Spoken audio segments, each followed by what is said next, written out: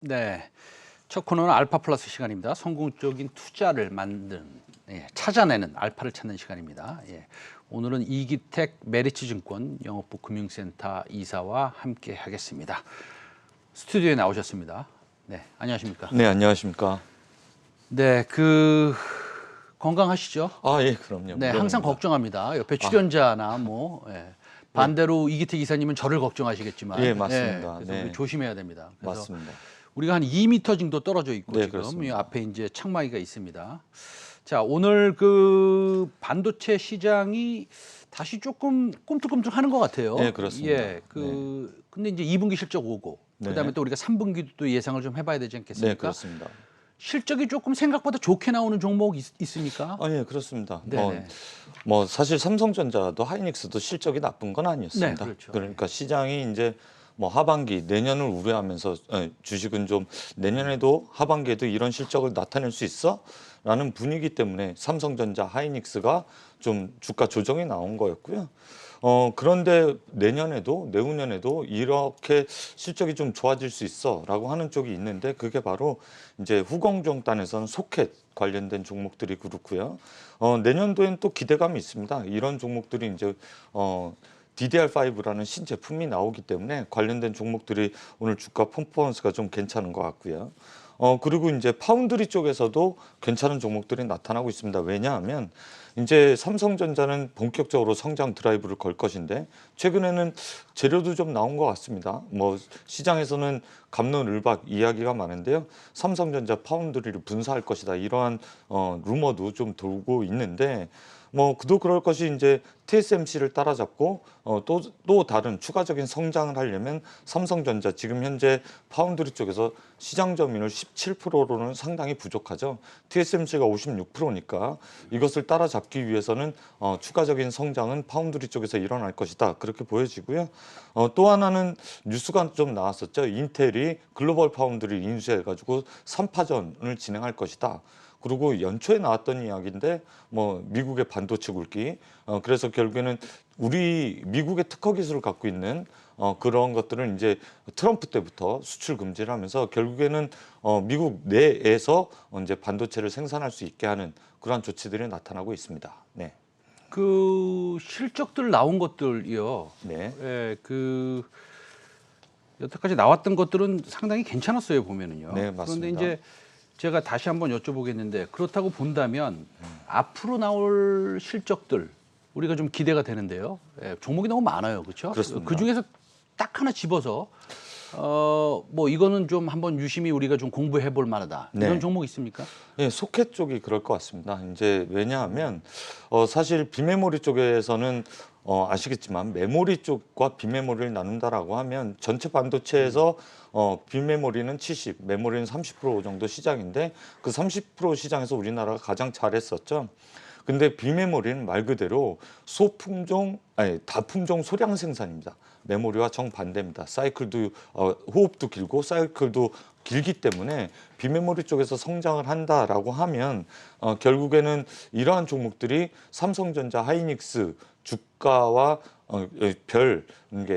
상관없이 자기의 본연의 길을 가지 않을까 그렇게 보여지기 때문에 소켓 쪽을 좀 봐야 된다라는 말씀 드리고 싶습니다. 네, 이사님, 소켓 쪽을 좀 봐야 된다. 네. 우리 시청자 여러분들을 좀 기억해 주시고요. 근데 지금 현대제철 2분기 실적이 나왔는데요. 네. 영업이익이 3,795% 급증했고. 갑자기요? 예. 네, 저 앞에 보시면 네. 됩니다. 그래요? 네. 현대제철, 포스코, 네. 많지 않습니까? 네. 철강주들. 네.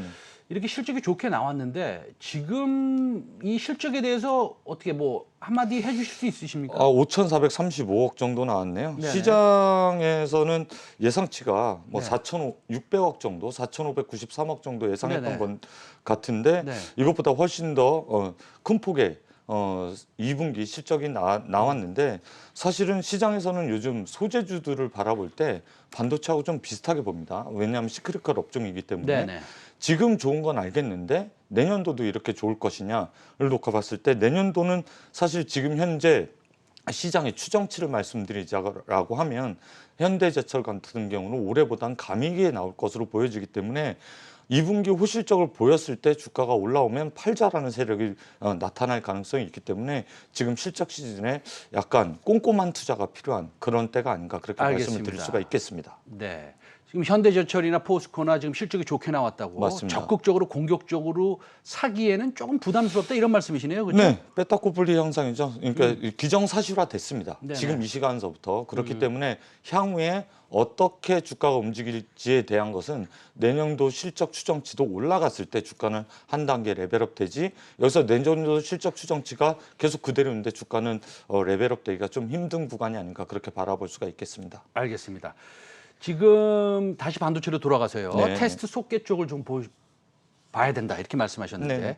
우리가 왜 테스트 소켓 쪽을 특별히 다른 세부 업종보다 조금 더 신경을 써서 봐야 됩니까? 그게 네네. 이제 좋으신 질문이신데요. DDR4에서부터 DDR5 때 가장 주가 퍼포먼스가 좋았던 게 바로 소켓 쪽이었습니다. 아 그렇습니까? DDR4에서 5로 바뀌면 네. 뭐 프라이싱 가격이라든지 네. 이런 것들이 어떻게 변합니까? 그러니까 속도나 먼저 성능을 좀 말씀을 네, 드리자면요. DDR3에서 4 때도 거의 2배에서 한 50% 이상의 가격대는 올라갔는데 성능을 먼저 말씀드리자면 성능은 2배 정도 올라가지고 칩 사이즈는 약간 늘어나지만 용량은 4배 정도 늘어나는데 중요한 건 데이터 센터 그러니까 서버 시장이겠죠. 거기서 전력이 30% 정도 저전력을 사용하기 때문에 서버 시장에선 DDR5를 상당히 기다리고 있습니다. 그런데 이게 개화가 작년서부터 된다라고 했던 게 늦어진 이유가 인텔이라든가 AMD, CPU가 아직 개발이 안 됐기 때문에 그런 시장이 좀 늦어졌는데 오늘 SK 하이닉스에서 실적 발표한 이후에 컨퍼런스 콜에서 DDR5 시장의 개화에 대해서 먼저 콜을 했기 때문에 오늘 관련주들의 움직임이 활발하다 그렇게 보실 수가 있겠고요. 네. 제가 준비해온 장표 하나만 보여드리겠습니다. 이 표를 보시면 간단하게 시청자 여러분들도 앞으로 어떤 시장이 그려질지를 보실 수가 있겠는데요.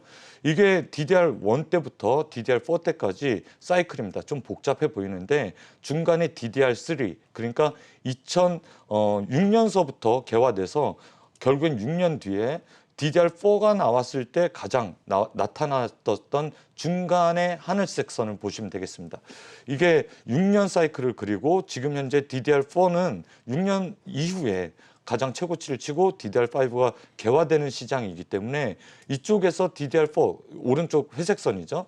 오른쪽 회색선이 위로 올라갔을 때 그때 상반기에 좋은 실적을 나타냈던 소켓 업종을 지금 보시길 바라겠다라는 말씀을 드리고 싶습니다. 알겠습니다.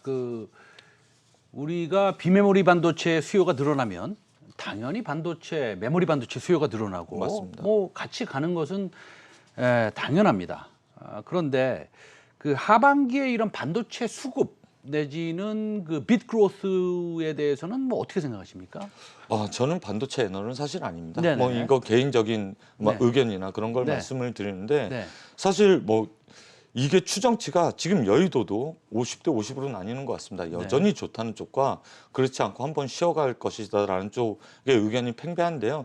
사실 그런 건 맞추는 건 사실 환율, 유가 맞추는 것보다도 좀 더 어려운 시각이 좀 필요하다라고 생각이 되는데 제 개인적인 말씀을 좀 드리자면 우리는 그래도 삼성전자, 하이닉스보다는 관련돼서 성장하는 쪽에서 투자를 하게 된다라면 성과는 나타날 수 있다라고 보여지기 때문에 아까 말씀드렸듯이 빅메모리 쪽에서 파운드리 그리고 DDR5에 성장되는 그쪽의 반도체 관련주들을 투자하면 삼성전자, 하이닉스와 별개로 주가의 퍼포먼스는 나타날 수 있지 않을까 그렇게 말씀을 드릴 수가 있겠습니다. 네, 그러면 이제 제가 서두에 말씀드렸다시피 실적이 좋은 좋은 종목을 좀 이 메모리 반도체 또는 비메모리 반도체 분야에서 우리가 좀 찾아봐야 될 텐데 오늘 가지고 나오신 종목은 어떤 겁니까? 예, ISC라는 종목입니다. ISC. 예. 예. 우리나라에서 이제 소켓을 만드는 세 개의 업체, 상당히 큰 폭의 시장 점유율을 갖고 있는 업체가 리노공업이나 TSE 그리고 ISC 이렇게 있는데요. ISC 같은 경우는 이제 실리콘 형식의 소켓을 만듭니다. 여기 보시면 메모리 테스트 소켓하고 로직 소켓 뭐 이런 것들을 만드는 버닌 소켓 이런 것들을 만드는 회사다라고 보여주시면 되겠는데 이러한 소켓들이 다양해지고 그리고 많아지고 한다라고 생각을 하시면 되겠습니다. 많아지는 쪽은 DDR5가 늘어날 것이기 때문에 이쪽에서는 소켓이 늘어날 것으로 보여지고 다양해지고라고 하는 것은 파운드리 쪽에서 비메모리 쪽에서 다양해질 것이다. 그렇게 보시면 되겠습니다. 이게 그 다음 매출 비중 변화인데요. 비메모리 비중이 올해 들어서 21년 들어서 메모리 비중을 넘어섰습니다. 그러니까 메모리가 80%고 비메모리가 20%였는데 올해 들어서 65대 35로 비메모리 비중이 늘어났기 때문에 메모리는 사실은 DDR5의 성장의 궤를 같이 할 것이고 비메모리는 파운드리의 성장의 궤를 같이 하실 거기 때문에 ISC의 성장은 삼성전자 하이닉스와 별도로 TSMC나 여타 반도체 주가와 같이 궤를 할 것이다. 그렇게 예상을 할 수가 있겠고요. 두 번째로는 연간 실적 추정치를 볼 때 올해 사상 최대치를 나타낼 것으로 보여집니다. 그렇기 때문에 리노공업이라든가 TSE가 뭐 평균 PER이 35배에서 20배 정도 봤는데 올해 실적 추정치가 약 한 350억 원 정도 이익을 나타낼 것으로 보여지고 시가총액은 4천억 원 정도 되기 때문에 PER 12배 정도 선이다. 그러면 TSE보다 리노공업보다 반 이상의 할인을 좀 받고 있다. 그렇게 평가를 할 수가 있겠습니다. 알겠습니다. 굉장히 사실은 그 저평가돼 있다라고 네. 일견 보이긴 하지만 네. 사실은 지금 말씀하셨듯이 리노공업은 뭐 한 30배 정도 PER 거래되고 있지 않습니까? 네. 그러면은 ISC와 리노공업의 사실은 차이점이 좀 있을 것 같아요. 예. 그런 측면에서 봤을 때는 ISC의 투자 전략 어떻게 가져가야 되겠습니까? ISC와 리노공업의 차이점은 사실 둘 다 하긴 하는데 핀 방식, 스프링 방식과 실리콘 방식이 좀 다르다. 그러니까 이게 소모성 제품이긴 한데 어느 게 더 테스트에 대한 내구성과 그리고 정확성을 가지고 있냐의 차이거든요. 그렇기 때문에 ISC도 기술력을 리노공업만큼 따라왔고 시장 점유율을 늘려가고 있는 성장주다. 그렇게 볼 수가 있겠습니다. 알겠습니다. 그러면은 우리가 그렇게 밸류에이션이 그렇게 저평가돼 있는데 네. 지금 우리가 목표가를 좀 크게 가져가야 되지 않을까요? 목표가는 어느 정도 생각하세요? 뭐 내년도까지 봤을 때는 예전에 한번 DDR4가 나왔을 때 아까 말씀드렸듯이 DDR4가 나왔던 그 시절 때 ISC 주가를 보면 4배 정도 올랐거든요. 리노공업도 TSE도 그 정도 상승률을 보였기 때문에 내년도 생각하면 4배면 지금 10만 원 목표가가 나오는 거거든요. 네네. 사실은.